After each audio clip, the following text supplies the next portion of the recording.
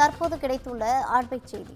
திருப்பூரில் நூலின் விலையை கிலோவுக்கு 3 ரூபாய் உயர்த்தி நூற்பாலைகள் அறிவிப்பு ஒன்றை வெளியிட்டுள்ளது.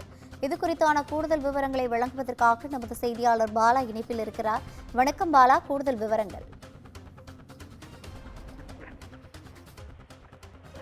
நிச்சயமாக ரவீனா.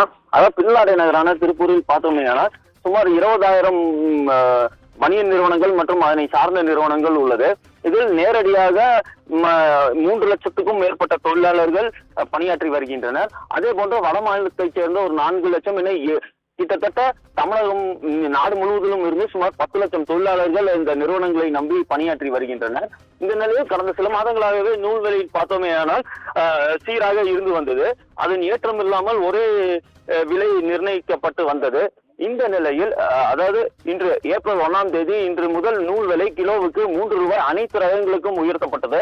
இதனால் ரூபாய் 220 முதல் 380 வரை பல்வேறு ரகங்களில் நூல்கள் உள்ளது.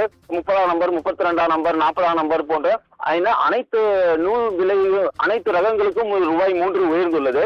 கடந்த சில மாதங்களுக்கு முன்பு திருப்பூருக்கு ஆர்டர் வரத்து குறைவாக இருந்தது. ஆனால் தற்போது ஆர்டர் வரத்து அதிகரித்து உள்ள சூழ்நிலையில் அவர்கள் அந்த வெளிநாட்டினரிடமிருந்து ஆர்டர் பெற்றுள்ளனர். அவர்கள் அந்த பழைய நூல் விலை கணக்கில் அவர்கள் ஆர்டர் பெற்றிருப்பார்கள். ஆனால் இன்று கிலோவுக்கு 3 ரூபாய் அதிகரித்துள்ளது அவர்களுக்கு பேர் அதிர்ச்சி ஏற்படுத்தியுள்ளது.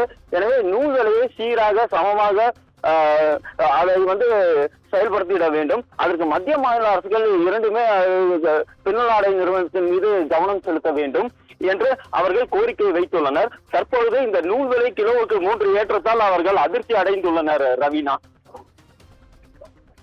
கூடுதல் விவரங்களை வழங்கியமைக்காக